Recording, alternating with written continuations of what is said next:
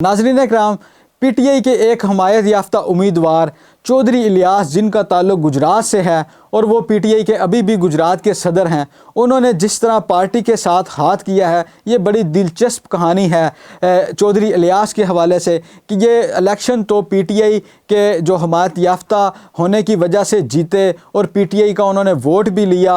And तक वो ये कहते रहे, अभी तक भी वो इस बात को डिनाई नहीं कर रहे कि उन्होंने किस तरह अपनी पार्टी को डिच किया है और वो सुन्नी इत्तेहाद कौंसिल में जाने की बजाय वो काफ लीग में चले गए हैं। तो इस हवाले से अभी तक उन्होंने कोई खुलकर वो सामने नहीं आ सके।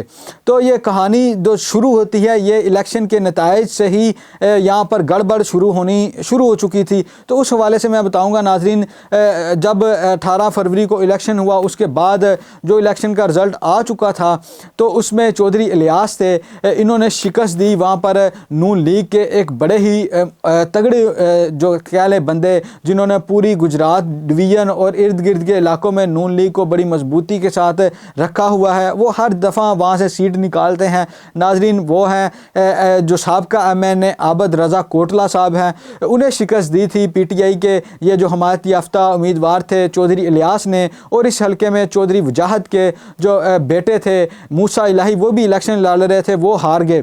तो नाजरीन, जब ये इलेक्शन का रिज़ल्ट पीटीआई को जो बंदे हैं, ये जो पीटीआई के बंदे चौधरी इलियास, इन्हें फॉर्म 47 जारी नहीं किया जा रहा था, तो ये एहतजाज कर रहे थे, RO ऑफिस के बाहर थे।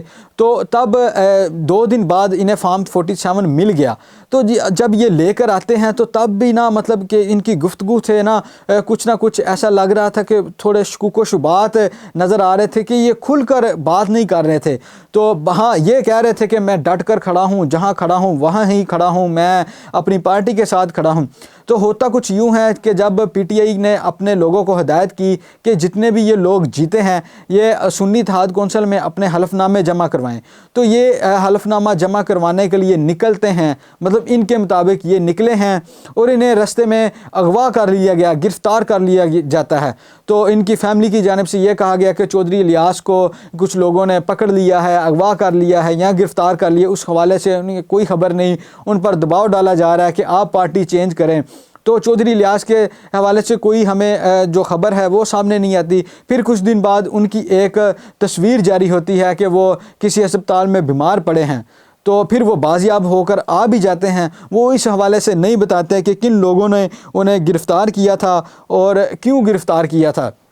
अब नाजरीन, जो सिलसिला जो चैम गोइयों का बाज़ार तो गर्म हो चुका था, क्योंकि जो काफ लीग के पास सीटें थी वो कुल मिला के 3 सीटें थी MNA की, और जो काफ लीग को एक मखसूस नशिस्त जब मिलती है तो इस हवाले से ये कहा जाता है कि इनके पास चौथा बंदा कहाँ से आया। तो ये जो है आबद रज़ा कोटला साहब हैं, वो एक इलेक्शन कमीशन को खत लिखते हैं 27 फरवरी को कि मुझे बताया जाए कि हमारी डिवीज़न में या काफ लीग के जो कितने कैंडिडेट हैं वो जीते हैं। तो इलेक्शन कमीशन जो नाम जारी करता है उसमें चौधरी इलियास का भी नाम शामिल था कि वो उन्होंने बताया कि हुसैन इलाही, सालिक, तारक बशीर चीमा और चौथे जो काफ लीग के बंदे हैं वो चौधरी इलियास हैं। इन्होंने काफ लीग में शमूलियत इख्तियार कर ली है। तो नाजरीन, ये सिलसिला ये शुरू आबद रज़ा कोटला साहब हैं, उनके जो ख़त का जवाब 7 मार्च को आता है। अब वो ख़त पूरे सोशल मीडिया पर वायरल है कि जो चौधरी इलियास हैं, इन्होंने सुन्नी इत्तेहाद कौंसिल में अपना हलफनामा जमा कराने से पहले ही काफ लीग में अपना एफिडेविट जमा करवा दिया था। उसी वजह से इलेक्शन कमीशन ने उन्हें वो सीटें 4 सीटें होने की वजह से एक मखसूस नशिस्त भी जारी कर दी। अब ये जब वे बाजियाब होकर आए हैं चौधरी इलियास, तो तब भी ये इन्होंने कोई खुलकर बयान नहीं दिया। यही कहा कि मैं अपनी पोजीशन पर खड़ा हूँ और डट कर खड़ा हूँ। और ये नहीं पता था, पीटीआई वालों के साथ हैंड हो गया, उन्हें पता ही नहीं चला कि उनका एक बंदा वो डट कर खड़ा हुआ है, पर वो चौधरियों के साथ जाकर खड़ा हो गया है, वो काफ लीग में शामिल हो गया। तो अब नाजरीन, ये जो फार्म 47 है, इस हवाले से ये कहा जा रहा है कि इन्हें इस शर्त पर फार्म 47 दिया गया था कि हाँ, आपको जितवा दिया जाता है, वो जो नतीजा है वो इस सूरत में मिलेगा कि अगर आप अपना जो वोटर है उसके साथ गद्दारी करेंगे और पीटीआई में जाने की बजाय आप काफ लीग में शामिल होंगे। तो इसी बिना पर उन्हें ये नतीजा जारी हुआ और उन्होंने एफिडेविट ये जमा करवाया था कि हाँ जी, मैं काफ लीग में जाऊंगा, और वो काफ लीग में चले गए थे। और दूसरी जानब ये पीटीआई के वोटरों को धोखा देते रहे और अपनी जमात को धोखा देते रहे कि मैं जी नून लीग पीटीआई का ही हिस्सा हूँ, जबकि वो काफ लीग में जा चुके हैं।